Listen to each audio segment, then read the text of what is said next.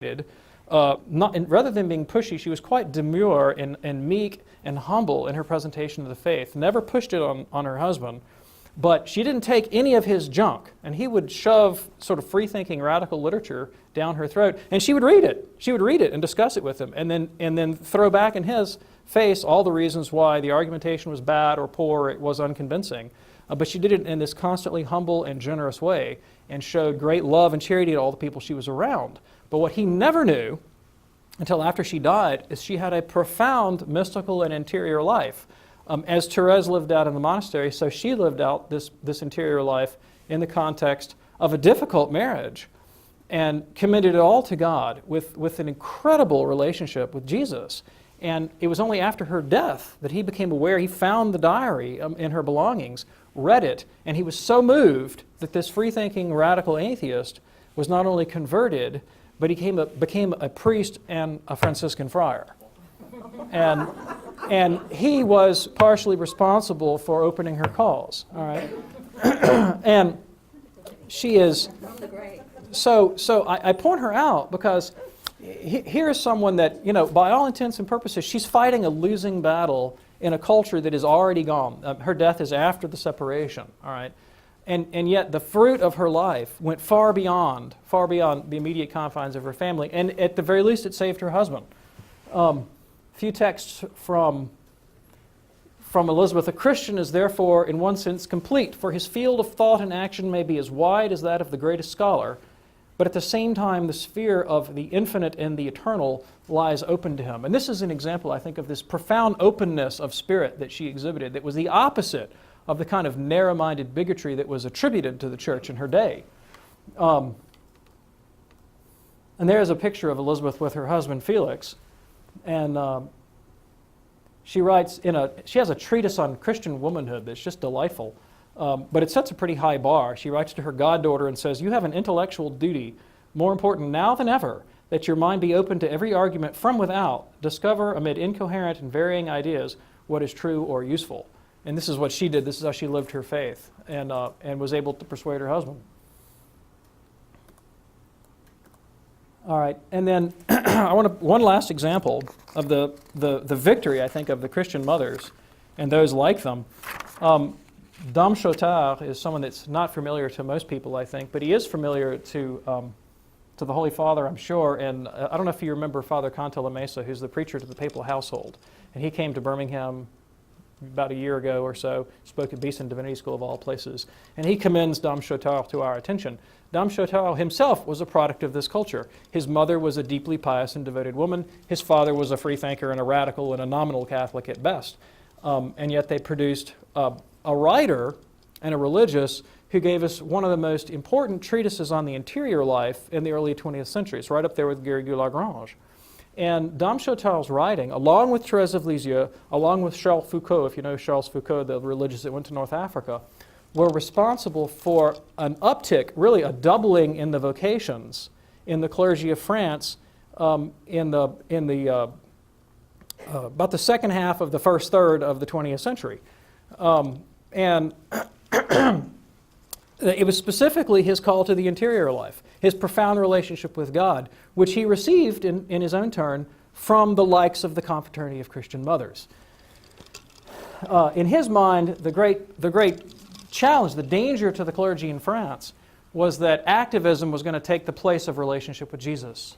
And he warned against this in his book, The Soul of the Apostolate. It said, feverish activity taking the place of God, the power of prayer, the economy of our redemption, relegated to the realm of pure theory, very common in this age of naturalism, when men judge by appearances and act as though successes were primarily a matter of skillful organization.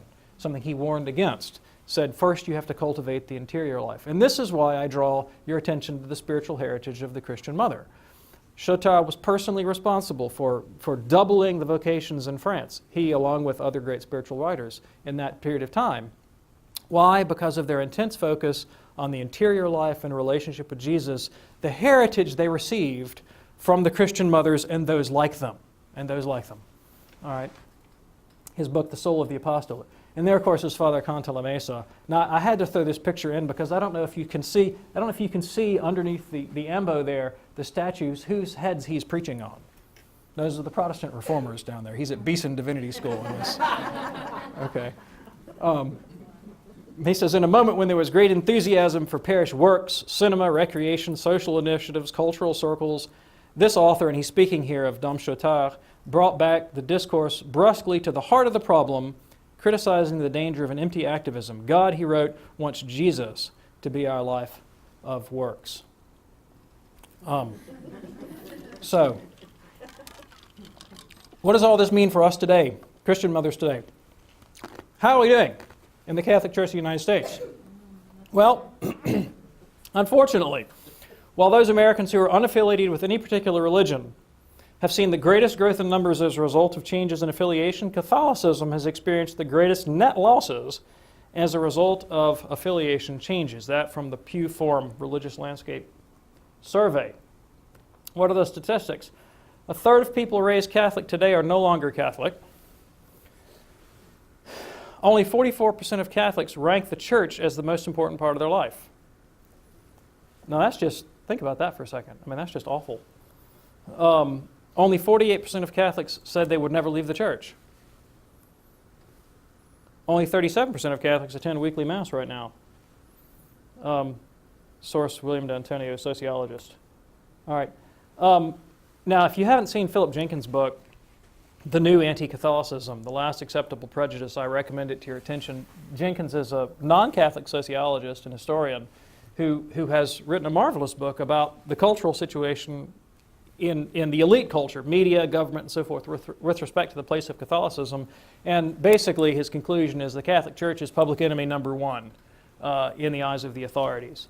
And the most troubling, almost as troubling as the sheer abundance of anti-Catholic rhetoric, is the failure to acknowledge it even as a serious social problem. So that's what we're up against.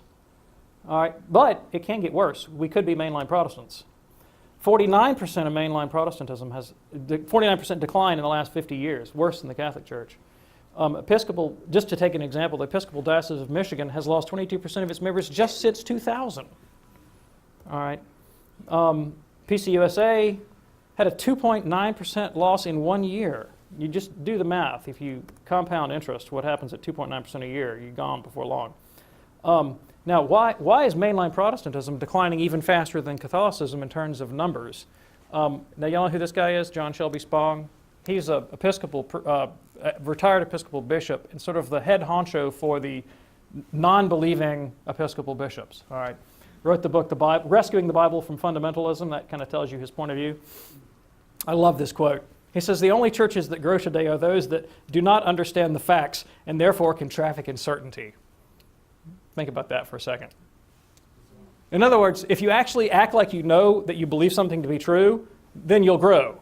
But when you admit that we don't know anything, then you fade. Okay? So the solution to retaining members of any religious community is to believe what you teach. The single best predictor of church participation turns out to be belief, Orthodox Christian belief. Small surprise, that. Sociologist Dean Hoge. And then I want to throw out one other sociologist, and I'm going to move on to the Holy Father. The role of Christian mothers is a confraternity. It's a small group, all right, designed to support one another in prayer and fellowship and works of charity. All right. Sociologists of religion tell us this dynamic is critical for the transmission of any religious culture, let alone Catholicism. Peter Berger, he's a well-known religious sociologist, speaks about strong and consistent belief presupposes strong and stable social support, and that's what the confraternity is meant to give. In the end, strong belief and conviction cannot be sustained by fragile plausibility structures. That's what he means by Christian communities, religious communities. All right. So, strikingly, Pope Benedict has said the exact same thing, that the way forward for the Catholic Church, the way to confront the crisis of secularism, is to focus precisely on unions like this one, what he calls small, convinced communities of the faithful. This is how the faith is going to be transmitted in the century ahead, in the mind of the Pope. And I have a kind of a lengthy quote that I thought was well worth leaving you with. When he was still Cardinal Ratzinger, interviewed by Raymond Arroyo, he described this phenomena. He says, my idea is that really the springtime of the church will not say that we'll have in the near time buses of conversions, or that all the peoples of the world will